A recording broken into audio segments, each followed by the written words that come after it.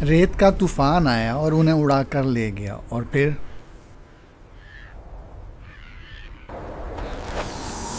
سانپ سلطان شاہ کو مارنے آیا لیکن غائب ہو گیا۔ کیوں؟ اخلع حذاءك الآن هيا بسرعة۔ عرب اسے لوٹنے آئے، لیکن اس کے بعد کیا ہوا؟ یہ سب اور بہت کچھ جانیے اس کہانی میں۔ السلام علیکم، جہان داستان میں آپ کا خیر مقدم ہے۔ امید ہے کہ آپ خیریت سے ہوں گے۔ ساحرہ کی ایپیسوڈ 4 کے ساتھ حافی حاضر خدمت ہے، تو شروع کرتے ہیں ساحرہ ایپیسوڈ 4۔ ابتدائی 1.5 گھنٹے تک تو سلطان شاہ نے اس سے کوئی بات نہیں کی اور اس کی ہدایت کے مطابق دوڑتا رہا۔ وہ خود بھی کافی تیز رفتاری کا مظاہرہ کر رہی تھی۔ مناظر بدل رہے تھے۔ ریت کے ٹیلوں کا طویل و عریض سلسلہ ختم ہوا تو درخت نظر آنے لگے، تو انہوں نے رفتار تیز کر دی اور تھوڑی دیر کے بعد درختوں کے قریب پہنچ گئے۔ یہاں درختوں کے سائے میں رک کر رینا بارک ایک درخت کے تنے کی جڑ میں بیٹھ گئی اور گہری گہری سانسیں لینے لگی۔ سلطان شاہ البتہ ابھی بالکل نہیں تھکا تھا اور تر و تازہ نظر آ رہا تھا، لیکن پھر بھی وہ رینا بارک کے قریب بیٹھ گیا۔ چند لمحے خاموشی رہنے کے بعد اس نے رینا بارک سے کہا، ہم لوگوں نے جو سمت اختیار کی ہے، کیا تم اس سے مطمئن ہو؟ رینا بارک نے عجیب سی نگاہوں سے اسے دیکھا، پھر بولی، ہم نے جو راستہ اختیار کیا ہے وہ انتہائی خطرناک ہے، لیکن یہاں ہم اپنی تھوڑی سی حفاظت کر سکتے ہیں۔ آگے کے جغرافیائی حالات ہماری زندگی بچانے میں معاون ہوں گے۔ ہو سکتا ہے انہیں ایسی کسی بات کا علم ہی نہ ہوا ہو، خدا کرے ایسا ہی ہو، لیکن پھر بھی ہمیں احتیاط کا دامن ہاتھ سے نہیں چھوڑنا چاہیے۔ زندگی ایک بار ملتی ہے، اسے بچانے کے لیے آخری جدوجہد کرنی چاہیے۔ دیکھو ڈیئر سلطان شاہ، اب تک جو کھیل کھیلا جا چکا ہے، وقت نے اچانک ہی اس میں تبدیلی پیدا کر دی ہے۔ نہ میں نے تمہیں اپنے بارے میں کچھ بتایا ہے، نہ صحیح معنوں میں تمہیں مسٹر ڈین کے بارے میں کچھ معلوم ہے۔ بات ہی ایسی تھی۔ پہلی بات تو یہ ہے کہ نہ میں اور نہ مسٹر ڈین تمہیں کوئی غلط آدمی سمجھتے ہیں، اور کسی صحیح آدمی کو صحیح حالات سے آگاہ کرنا بھی کچھ غیر مناسب سا تھا۔ تمہاری باتیں بڑی الجھی ہوئی ہیں، لیکن میں تمہیں ایک پیشکش کر رہا ہوں۔ کیا؟ کچھ بتانا چاہو تو صرف اور صرف سچ بولو، ورنہ دوسری صورت میں تم سے نہ تمہارے بارے میں اور نہ مسٹر ڈین کے بارے میں کچھ پوچھوں گا، کیونکہ تمہارا یہ خیال بالکل درست ہے کہ میں قطعی طور پر ایک غیر مطابق آدمی ہوں، اور مجھے ان سنسنی خیز اور پرسرار واقعہ سے زیادہ دلچسپی نہیں ہے۔ لفظ زیادہ کے استعمال پر غور کر لینا۔ انسانی فطرت میں جو تجسس ہوتا ہے، اس کے تحت تو میں تم لوگوں کی اس کیفیت کے بارے میں جاننا چاہتا ہوں، جس پر یقین کرو مجھے پہلے بھی یقین نہیں آیا تھا اور سب کچھ مصنوعی سا معلوم ہوتا تھا۔ لیکن خیر چھوڑو، ان باتوں میں کیا رکھا ہے۔ رینا بارک مجھے عجیب سی نگاہوں سے دیکھنے لگی، پھر بے اختیار مسکرا دی۔ اتنی تیز رفتاری سے دوڑتے ہوئے اس کے چہرے کی شگفتگی میں کچھ کمی آ گئی تھی، لیکن بہرحال اس نے اپنے آپ کا سنبھال رکھا تھا۔ پھر کچھ دیر خاموش رہ کر وہ اپنے سانسوں کی آمد و رفت کو بحال کرنے کی کوشش کرتی رہی۔ پھر اس نے کہا، دیکھو جہاں تک میرا اندازہ ہے، وہ لوگ ہمیں الجزائر جانے والے راستوں پر تلاش کریں گے، کیونکہ وہ راستے بہت آسان ہیں۔ جس طرف ہم نے رخ کیا ہے اس کے بارے میں تم سوچ بھی نہیں سکتے۔ یہ ایسی بھیانک جگہ ہے کہ آگے بہت سے خوفناک راستے آتے ہیں۔ وہ جو سامنے پہاڑی نظر آ رہی ہے، اس کے پیچھے گھنا جنگل ہے، اور اس میں دلدلی میدان میلوں میں پھیلا ہوا ہے۔ تھوڑے فاصلے پر ایک دریا بھی ہے جو بہت ہی طویل و عریض ہے۔ اس کی وجہ سے ایک وسیع و عریض دلدلی علاقہ بن گیا ہے، اور کوئی ذی ہوش اس طرف آنے کی کوشش نہیں کر سکتا۔ مگر تم نے یہ راستہ کیوں اختیار کیا؟ ہم دیکھیں گے، اگر ہم اس راستے پر بچا کر نکل سکے تو یہ ہمارے لیے زیادہ بہتر ہے، کیونکہ ہمارے دشمن اس طرف آنے کی ہمت نہیں کریں گے۔ تمہارے دشمن؟ سلطان شاہ نے کہا اور وہ ہنس پڑی۔ اب تو ہمارے ہی ہیں، کیونکہ اب تم بھی اس میں شامل ہو چکے ہو۔ ویسے مجھے ایک بات بتا دو، بس ایک بات جس نے میرا دماغ خراب کر رکھا ہوا ہے۔ وہ بات بھی میں ہی بتاؤں؟ سلطان شاہ کسی قدر شگفتہ لہجے میں بولا۔ ہاں، کیونکہ اس کا تعلق 100% تم سے ہے۔ پوچھو، وہ پرندہ کیا چیز ہے؟ رینا بارک نے گہری سانس لے کر گردن جھٹکتے ہوئے کہا۔ اس نے مجھے پاگل کر دیا ہے۔ میں اپنی پیشانی کے اس نشان کو زندگی بھر نہیں بھلا سکوں گی، اور مجھے خوف ہے کہ یہ نشان میرے چہرے پر مستقل ہو جائے گا۔ ہاں، ایک بات کہی جا سکتی ہے کہ یہ نشان ہمیشہ مجھے تمہاری یاد دلاتا رہے گا۔ یہ عجیب و غریب لمحات میری زندگی کے بڑے عجیب لمحات ہیں۔ کیا کہوں اور کیا کروں سمجھ میں نہیں آتا۔ سلطان شاہ خاموشی سے اسے دیکھتا رہا، پھر اس نے کہا، اس پرسرار پرندے کے بارے میں یقین کرو میں کچھ بھی نہیں جانتا۔ یہ ایک لڑکی کے شانے پر نظر آیا تھا، اور اس کا تعلق قبیلہ غوزل سے تھا۔ غوزر قبیلے کے بارے میں کچھ جانتی ہو؟ اچھی طرح، وہ عربستان کا پرسرار قبیلہ کہلاتا ہے۔ چند ایسے قبیلے ہیں ان علاقوں میں جن کے بارے میں کئی حکومتیں کوشش کر چکی ہیں کہ ان سے رابطہ کر کے ان کی صحیح رہنمائی کی جائے، لیکن یہ پرسرار قبیلے اپنا عمل اپنے طور پر کرتے ہیں اور ان کی کسی بات کا صحیح پتہ نہیں چلتا۔ ویسے یہ مذہین کیا ہوتے ہیں؟ یقین کرو اس کا تعین ہی نہیں ہو سکا، لیکن ان سے انتہائی پرسرار واقعات وابستہ ہیں۔ بس ایسے ہی ایک قبیلے میں جا پھنسا تھا، میرا مطلب ہے غوزل میں۔ وہاں ایک لڑکی شعورا تھی جو خود اپنے بارے میں یہ بتاتی تھی کہ اس کا باپ پرسرار علوم کا ماہر تھا اور اس نے اسے بھی کچھ علوم سکھائے ہیں۔ سفید پرندہ میں نے اس کے شانوں پر دیکھا تھا اور اس کے بعد میں وہاں سے نکل آیا تھا، لیکن اس سفید پرندے نے کئی مواقع پر میری رہنمائی بھی کی ہے، مجھے راستہ بھی بتایا ہے اور میری مدد بھی کی ہے، جیسا کہ تم نے دیکھا۔ رینا بارک سوچتی رہی، تھوڑی دیر کے بعد بولی، خیر چونکہ میں ان علاقوں سے تعلق نہیں رکھتی، اس کا اندازہ تو تم نے بھی لگا لیا ہوگا، لیکن مصر، بابل، نینوا اور عرب کے دوسرے علاقوں کی پرسرار داستانیں میں نے بھی سنی ہیں۔ ان لوگوں کا طرز زندگی تو شہری آبادیوں میں بھی بہت مختلف ہے، قبیلوں میں تو کیا ہی ہوگا۔ میں ایسے کسی قبیلے سے دو چار نہیں ہوئی، لیکن ان کی داستانیں میں نے بہت زیادہ سنی ہیں۔ ہمیں یہاں سے آگے بڑھنا چاہیے، بہتر ہے کہ ہم یہاں بدن کی پوری تھکن اتار لیں، چونکہ اب اس کے بعد ہمارے لیے مشکلات کا سفر شروع ہو جائے گا۔ ہمارے پاس نہ کھانے پینے کے لیے کچھ ہے، نہ ہی ہم ہتھیاروں سے آراستہ ہیں۔ میں ہوں، سلطان شاہ نے جواب دیا۔ کیا مطلب؟ جواباً سلطان شاہ نے وہ ریوالور نکال کر رینا بار کے سامنے کر دیا جو ڈین کا تھا اور اس کے ہاتھ سے گر گیا تھا۔ ارے میں نے تو یہ ریوالور وہیں زمین پر پڑے دیکھا تھا، دیکھو تو صحیح اس میں کتنا میگزین ہے۔ دیکھ لیا ہے، تمہاری تھوڑی بہت ضرورت پوری کر سکتا ہے۔ تم کافی ذہین آدمی معلوم ہوتے ہو سلطان شاہ۔ اصل میں اب ایسا کوئی مسئلہ نہیں رہا، تمہیں یہ سب کچھ بتانا بے حد ضروری ہے۔ ویسے مسٹر ڈین کے بارے میں تم نے کیا اندازہ لگایا؟ مطلب وہ اپنے آپ کو جس سطح کا ظاہر کرتا تھا، کیا تم نے اس کی سطح کو قبول کر لیا تھا؟ ڈیئر رینا، یہ بات تم پہلے بھی کہہ چکی ہو اور تمہارے ذہن میں بھی ہے کہ میں بھی ذرا اس کی تصدیق کروں کہ واقعی میں ان تمام معاملات سے غیر متعلق ہوں۔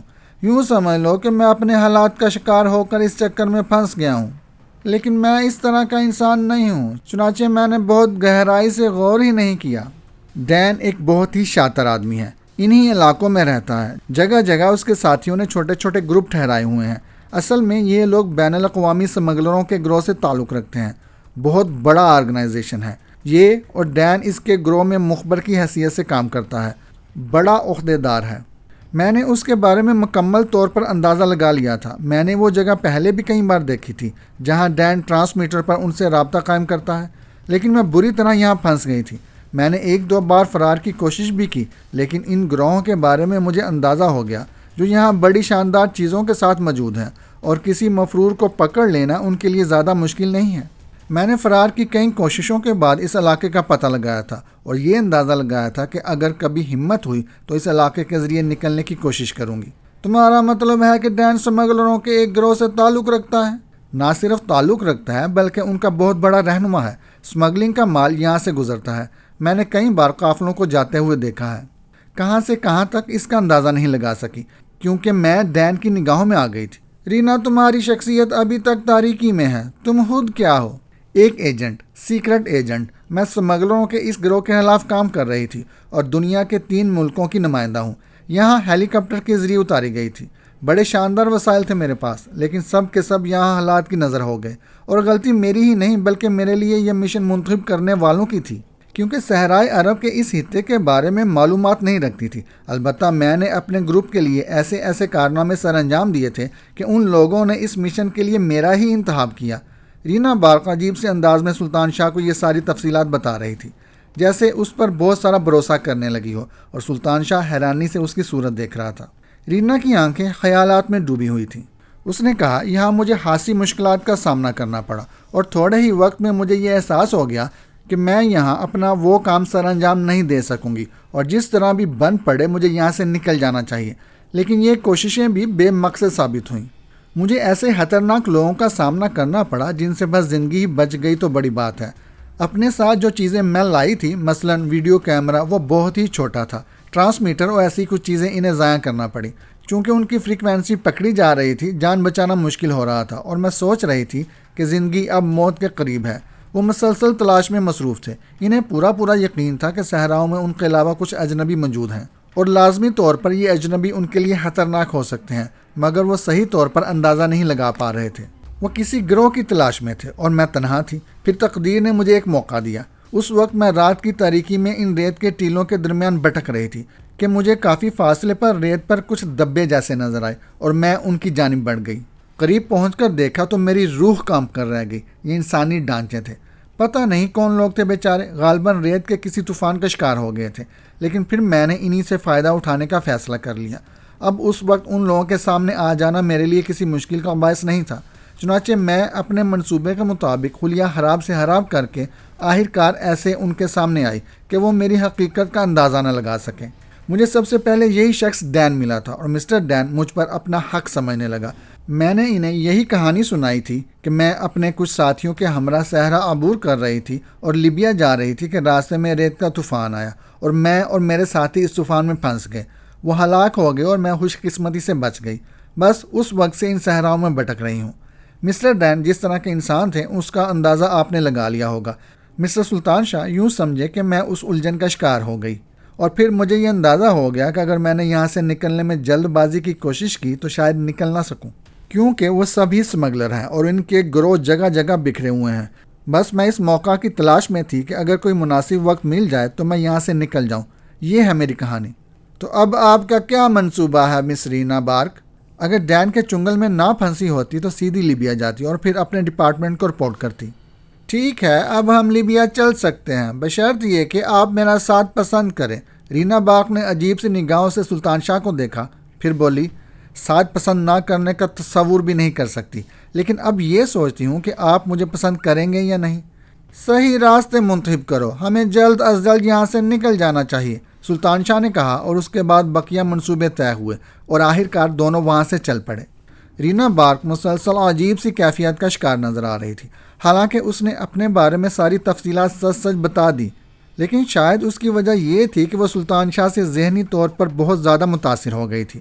البتہ جو واقعہ اس کے ساتھ پیش آیا تھا اور اس کی پیشانی جس طرح زخم آلود ہو گئی تھی، اس نے اس کے حوصلے پست کر دیے تھے، اور اب وہ سلطان شاہ سے بہت زیادہ الفت کا اظہار نہیں کر سکتی تھی، کیونکہ اس میں خطرہ ہی خطرہ تھا۔ راستے میں اس نے اس کا اظہار بھی کیا اور ہنس کر کہنے لگی، سلطان شاہ، تمہاری شخصیت تو ایسی ہے کہ دل چاہتا ہے کہ تم سے زندگی بھر کی قربت کا اظہار کر دیا جائے، لیکن یقین کرو وہ سفید شیطان میرے خواص پر طاری ہو گیا ہے، جس نے میرے چہرے کو مستقل داغ بخش دیا ہے۔ پتہ نہیں وہ پرندہ کیسا ہے، میں تو واقعی اس سے خوفزدہ ہو گئی ہوں۔ سلطان شاہ مسکرا کر خاموش ہو گیا تھا۔ ریت کے عظیم الشان ٹیلوں کے درمیان ہولناک سفر جاری تھا۔ سلطان شاہ کو زندگی کے نت نئے تجربات کا سامنا کرنا پڑ رہا تھا۔ اس دوران کئی بار اس نے محسوس کیا تھا کہ رینا بارک اس کی طرف بڑھنا چاہتی ہے، لیکن سلطان شاہ کو خود اپنی خبر نہیں تھی۔ عیش و آرام میں زندگی گزاری تھی، کوئی پریشانی نہیں دیکھی تھی، اور پریشانیوں نے جب اس کی جانب رخ کیا تو اس طرح کی زندگی گزارنا ہی مشکل ہو گیا۔ بہرحال اپنوں کے زخم زیادہ گہرے ہوتے ہیں۔ علی دلدار شاہ کے بارے میں اگر سوچتا تو محسوس ہوتا کہ دل کا آدھا حصہ داغی ہو گیا ہے، ورنہ وہ الگ کب تھا؟ محبت کرنے والا ذہین باپ نہ جانے کن الجھنوں میں پھنس گیا تھا۔ بہرحال یہ ساری باتیں اپنی جگہ۔ ایک بات وہ اچھی طرح جانتا تھا کہ اگر انسان اپنا حوصلہ کھو بیٹھے تو اس کی موت واقع ہو جاتی ہے اور وہ کچھ نہیں کر پاتا۔ چنانچہ مشکل ترین حالات میں حوصلہ نہیں کھونا چاہیے، اور اس کا امتحان بھی سر پر آ گیا۔ اس رات قیام کے دوران رینا بارک نے اسے عجیب و غریب باتیں کی تھیں۔ اس نے اپنے ماضی کے بہت سے قصے سنائے تھے اور کہا تھا، سلطان شاہ، انسان زندگی میں کوئی بھی حیثیت حاصل کر لے اس کا ماضی سب سے اچھا ہوتا ہے۔ بچپن کی تو ہر بات ہی کیا ہے۔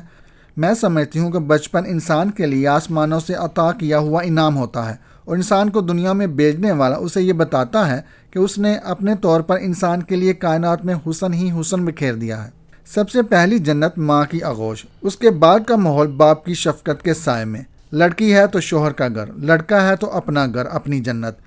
محبت کرنے والوں کے ساتھ ہم اس جنت کو کتنی آسانی سے کھو دیتے ہیں۔ میرے لیے ان راستوں کا تعین کس نے کیا، یہ ایک لمبی کہانی ہے جسے میں سنانا نہیں چاہتی، لیکن دل سے کہتی ہوں کہ اگر مجھے یہ ماحول نہ ملتا اور ایک گھریلو عورت کی طرح سے اپنے شوہر اور اپنے بچوں کی خدمت میرے سپرد کر دی جاتی تو وہ زندگی اس زندگی سے کہیں زیادہ دلکش ثابت ہوتی۔ اب تو کبھی کبھی یوں لگتا ہے جیسے میں شاخ سے ٹوٹا ہوا کچا پھل ہوں، جسے کبھی زندگی کی حیثیت نہیں مل سکتی جو دوسروں کو حاصل ہوتی ہے۔ سلطان شاہ اس کی باتوں سے بہت متاثر ہوا۔ اس نے کہا، راستے بدلنا بہت مشکل کام ہے رینا، اور میں سمجھتا ہوں کہ اب تمہیں یہ قوت حاصل ہے۔ رینا خاموش ہو گئی۔ اس نے چاروں طرف دیکھتے ہوئے کہا، پتہ نہیں وہ سفید پرندہ کہاں ہے۔ آج میرا دل چاہ رہا ہے کہ میں تمہارے بازو پر سر رکھ کر سو جاؤں، لیکن اتنا جانتی ہوں کہ صبح میرے چہرے پر سے جگہ جگہ سے گوشت غائب ہوگا، اور میں ایسا نہیں چاہتی۔ سلطان شاہ ہنس کر خاموش ہو گیا تھا۔ رینا کے سونے کے بعد وہ خود بھی اس پرندے کے بارے میں دیر تک سوچتا رہا، اور کئی بار اس کی نگاہیں دور دور تک بھٹکنے پر مجبور ہو گئی تھی۔ اس کے دل میں اب یہ بات جڑ پکڑ چکی تھی کہ سفید پرندہ ایک ایسی مافوق الفطرت ہستی ہے جو اس کی نگرانی کرتی ہے، شاید شعورہ ہی کی بھیجی ہوئی کوئی پرسرار روح جس کی صحیح شکل ابھی تک سامنے نہیں آئی تھی۔ صحرائے عرب کی رہنے والی یہ پرسرار لڑکی جو بقول اس کے ایک عامل امیر المایا کی بیٹی تھی، نہ جانے اس سے کیا چاہتی تھی۔ وہ اگر اس کے راستے روکنا چاہتی تو اسے دقت تو نہ ہوتی، لیکن کھیل ہی سمجھ میں نہیں آیا تھا۔ ان خیالات میں وہ گہری نیند سو گیا، اور اس وقت جاگا جب فضا میں ایک ہیجان انگیز ارتعاش پھیلا ہوا تھا۔ بات سمجھ میں نہیں آئی، سوتے سے جاگا تھا، لیکن پھر ایک دم اسے تیز ہواؤں کا احساس ہوا۔ اس نے دور دیکھا تو کالے رنگ کا ایک پہاڑ تیزی سے اپنی جانب دوڑتا ہوا نظر آیا۔ یہ ریت کا طوفان تھا جو اب ان کی جانب بڑھ رہا تھا۔ رینا بھی اٹھ کھڑی ہوئی۔ اس نے کچھ کہنا چاہا، لیکن ریت کا طوفان قریب پہنچ گیا تھا۔ اس کے منہ میں مٹی بھر گئی۔ سلطان شاہ نے رخ بدل لیا تھا اور اپنی پشت ریت کی جانب کر دی تھی، لیکن وہ صحراؤں کے طوفان سے واقف نہیں تھا۔ طوفان کا ریلا جیسے ہی اس کے بدن سے ٹکرایا، اس کے پاؤں زمین سے بلند ہو گئے، اور پھر وہ فضا میں اتنا اونچا اڑ گیا کہ اس کو خود حیرت ہوئی۔ انسان کی فضاؤں میں پرواز کرنے کا تصور ہوائی جہاز کی حد تک تو ٹھیک ہے، لیکن یہ پہلا عمل دیکھا تھا اس نے۔ ریت کی موٹی چادر اس جادوئی قلین کی طرح اڑائے ہوئے لے جا رہی تھی، اور یہ لمحات اس کے ہوش و حواس کے مطابق 3 یا 3.5 منٹ تک قائم رہے۔ اس کے بعد سر کے بل ریت پر گرا، اور پھر اسے ہوش نہ رہا۔ نہ جانے کب تک بے ہوشی کی کیفیت طاری رہی۔ ہوش آیا تو چاروں طرف روشن صبح پھیلی ہوئی تھی، اور اس سے کچھ فاصلے پر ایک انتہائی دردناک منظر اس کے سامنے تھا۔ اس نے رینا بار کے پاؤں صاف پہچان لیے تھے۔ اس کا جسم درد تک منہ کی طرف سے ریت میں دفن تھا، اور دونوں پاؤں سیدھے کھڑے ہوئے تھے۔ اسے صرف یہ دونوں پاؤں ہی نظر آ رہے تھے۔ اس کے اپنے بدن کی جیسے جان نکلی ہوئی تھی، اور وہ ابھی تک شعور کی صحیح منزل میں نہیں آ سکا تھا۔ دل و دماغ نکارا ہو چکے تھے، منہ خشک تھا اور زبان پر کانٹے ابھر آئے تھے۔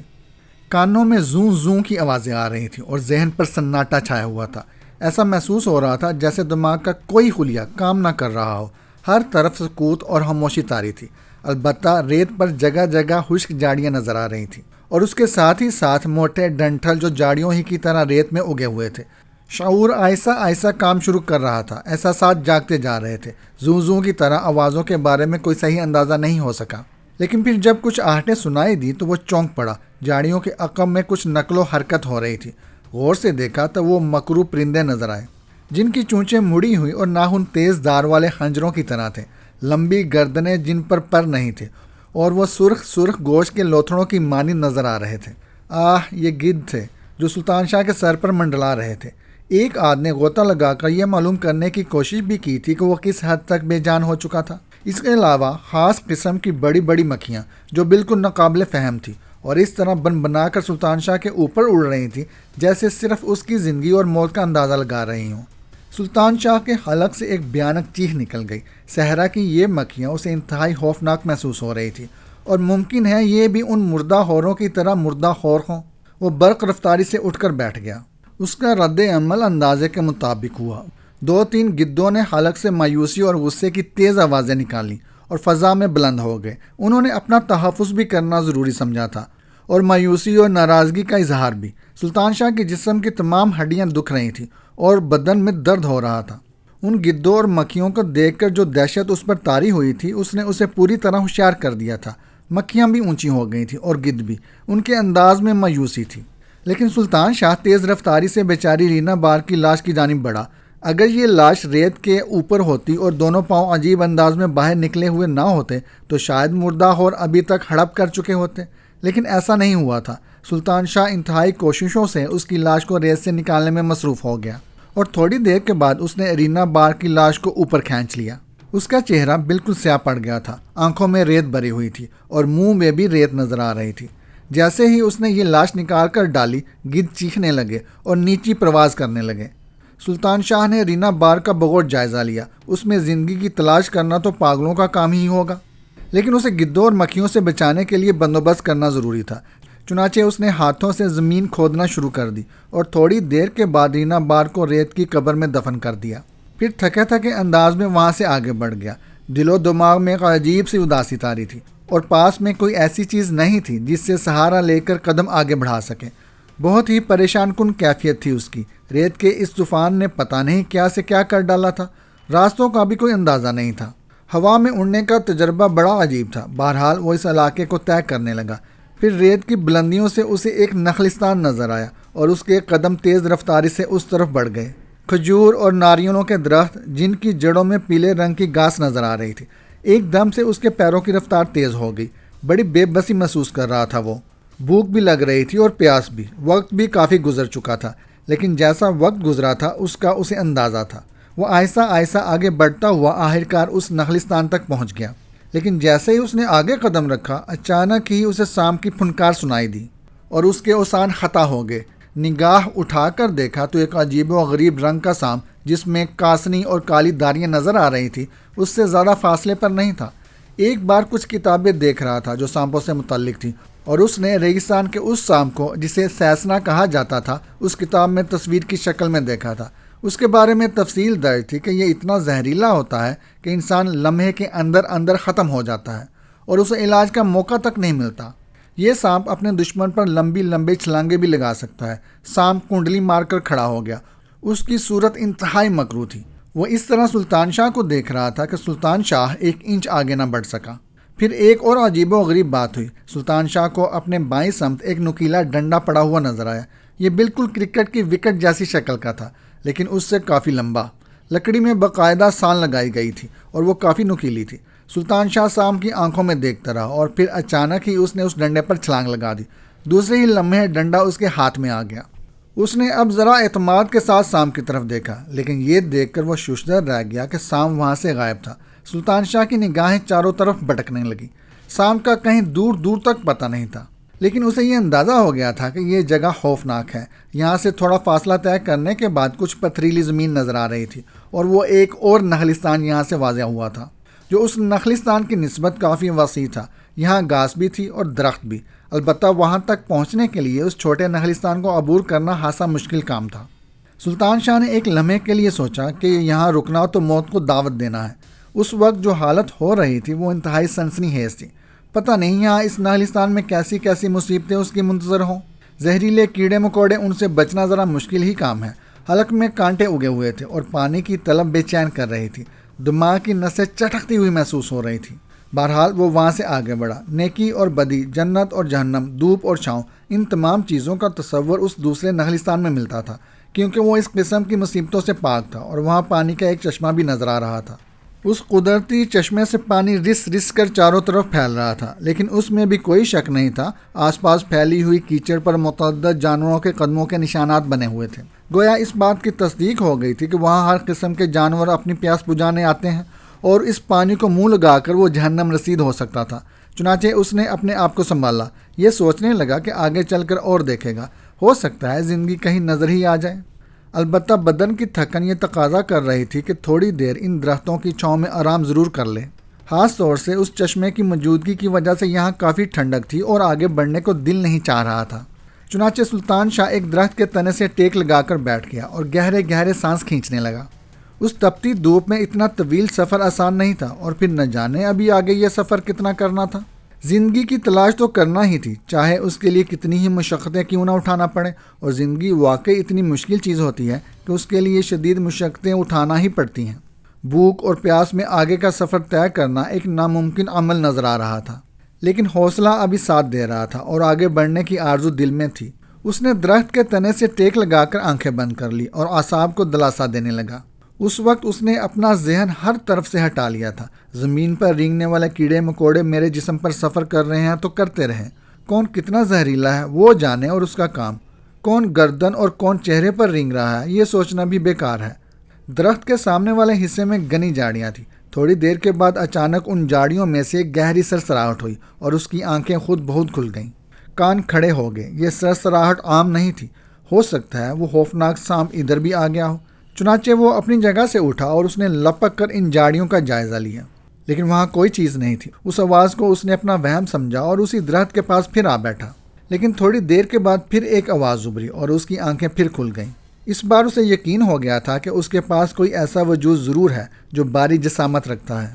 لیکن پھر اسے کوئی انسانی آواز بھی سنائی دی، لیکن آنکھیں کھولنے پر اس بار پھر کچھ نہ دکھائی دیا۔ البتہ تھوڑی دیر میں واضح انداز میں دو آوازیں سنائی دینے لگی۔ دو آدمی باتیں کر رہے تھے، مگر ان کی گفتگو کا حصہ سمجھ میں نہیں آ رہا تھا۔ اچانک ہی وہ اپنی جگہ سے کھڑا ہو گیا اور اس نے بلند آواز میں کہا، کون ہے؟ دوسرے ہی لمحے عقبی سم کی جاڑیوں سے دو انسان برآمد ہوئے۔ یہ مقامی عربی تھے، شاید بدو۔ ان کے جسموں پر مٹیالے رنگ کے لبادے تھے۔ ہو سکتا ہے یہ پہلے مٹیالے نہ ہوں، لیکن پسینے اور ریت نے ان کے یہ رنگ کر دیے ہوں۔ چہرے بے حد چوڑے، چکلے اور بھیانک نظر آ رہے تھے، اور وہ سلطان شاہ کی جانب ایک ایک قدم آگے بڑھ رہے تھے۔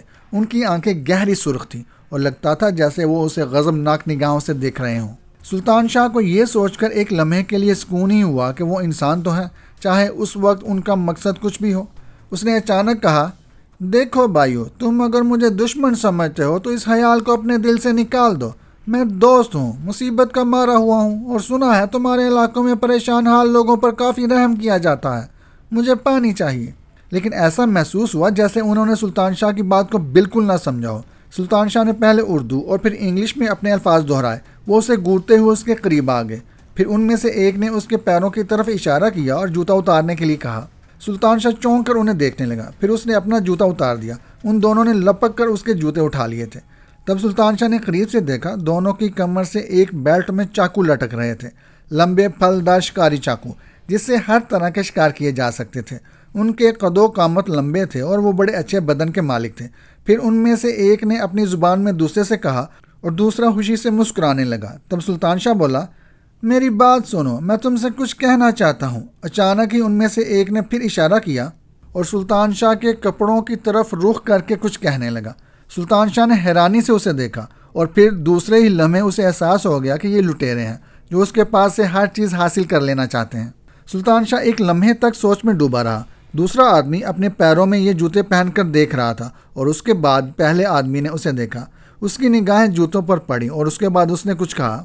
دوسرا آدمی پھر سلطان شاہ کی طرف متوجہ ہو گیا اور اس نے سخت لہجے میں اس سے کپڑے اتارنے کی فرمائش شروع کر دی۔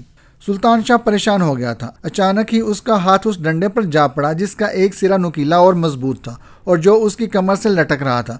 مگر اس حالت میں بھی سلطان شاہ نے یہ کوشش کی تھی کہ ان لوگوں کی نگاہ اس ڈنڈے پر نہ پڑے، ورنہ اس کا اکلوتا ہتھیار بھی ہاتھ سے جاتا رہے گا۔ سلطان شاہ نے ایک دو قدم پیچھے ہٹ کر ڈنڈے پر ہاتھ ڈالا تو سامنے والے آدمی نے اپنے چاقو کے دستے پر ہاتھ رکھ دیا، غرا کر اشارہ کیا جیسے سلطان شاہ کو دمکانا چاہتا ہو۔ سلطان شاہ نے اس طرح کراہ کر قدم پیچھے اٹھائے جیسے وہ سمجھ رہا ہو کہ اس کی مدد چاہتا ہے تاکہ لباس اتارے۔ اس شخص نے ایک لمحے کے لیے سوچا، پھر سلطان شاہ کی کوہنی پکڑ کر اسے ایک طرف جھٹکا دیا کہ وہ اٹھ جائے، لیکن اسی وقت سلطان شاہ نے وہ ڈنڈا پلٹ کر اس کی کمر پر مارا۔ نکیلا سرا اس کے پیٹ میں پیوست ہو گیا۔ اس وحشی نے پھرتی سے اپنے چاقو کی طرف ہاتھ بڑھایا اور اسے بیل سے کھینچنے کی کوشش کی، لیکن سلطان شاہ نے ڈنڈے پر زور لگا دیا اور ڈنڈا اس کی کمر میں گھس گیا۔ اس کے حلق سے ایک بھیانک آواز نکلی اور وہ کسی کٹے ہوئے درخت کی مانند پرشور آواز کے ساتھ ریت پر اوندا گر پڑا۔ سلطان شاہ نے ڈنڈا اس کے جسم سے کھینچ لیا تھا۔ اس میں کوئی شک نہیں کہ ڈنڈا بڑا عجیب و غریب تھا۔ اس کی مار کا یہ اندازہ خود سلطان شاہ کو بھی نہ تھا، لیکن دو ہی باتیں تھیں، یا تو سلطان شاہ کے بدن کی قوت، اپنی موت کا خوف، یا پھر کوئی ایسی پرسرار قوت اس کے بازوؤں میں پیدا ہو گئی تھی جس نے اس دیو کامت شخص کو اس طرح زمین پر لٹا دیا تھا۔ البتہ اس کے ساتھی نے دراز کامت شخص کو یوں ریت پر پڑے دیکھا تو اس کی آنکھیں حیرت سے پھیل گئیں۔ پھر اس نے پھرتی سے اپنا چاقو گھسیٹ لیا اور اسے کھول کر سلطان شاہ پر چھلانگ لگا دی۔ سلطان شاہ پھرتی سے پیچھے ہٹ گیا، ورنہ وہ تیز دار چاقو در حقیقت اس کی آنکھوں کو باہر نکال لیتا۔ چاقو ایک زناٹے کے ساتھ اس کے قریب سے گزرا۔ پیچھے ہٹتے وقت وہ اپنا توازن نہ سنبھال سکا اور پیٹھ کے بل گرا۔ اسی وقت طاقتور آدمی نے اس پر چھلانگ لگاتے ہوئے ایک بار پھر چاقو چلایا اور سلطان شاہ نے دائیں جانب ہو کر اس کا وار خالی کر دیا۔ وہ وحشی لڑائی بڑائی کے فن سے پوری طرح آگاہ تھا، اس لیے فوراً سنبھل گیا۔ اب سلطان شاہ بھی سنبھل گیا تھا۔ اس نے زمین پر ایک اور پلٹا کھایا اور پھر دوسرے لمحے اس نے اس کی ٹانگوں پر ایک لات رسید کی۔ چوٹ اتنی بھرپور تھی کہ وہ ایک دم سنبھلا اور اچانک ہی سلطان شاہ کے کانوں میں جیسے ہڈی چٹکنے کی آواز ابھری۔ وہ ایک چیخ مار کر اس کے قریب گر پڑا۔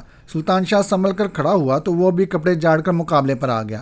اس بار چاقو پھر سلطان شاہ کے قریب سے گزرا تھا۔ اس نے اس بار پھر پیچھے ہٹتے ہوئے خود کو بچا لیا، مگر یہ ترکیب زیادہ کارگر ثابت نہ ہوئی۔ چاقو کی نوک سلطان شاہ کی قمیض کی آستین پر پڑی اور کپڑے میں شگاف پڑ گیا۔ تیسری بار اس نے جلا کر بدن کی تمام تر طاقت صرف کی، جس کی وجہ سے اسے نقصان اٹھانا پڑا، کیونکہ وہ چاقو سلطان شاہ کے سینے میں اتارنا چاہتا تھا، اس لیے کافی آگے جھک گیا تھا، اور اس کا وار خالی دے کر سلطان شاہ نے اس کے سر پر ڈنڈا دے مارا۔ اس کے حلق سے ایک دل دوز چیخ نکلی اور وہ لڑکھڑا کر زمین پر گر گیا، اور تھوڑی دیر ہاتھ پاؤں مارنے کے بعد اس کا بدن بھی ساکت ہو گیا۔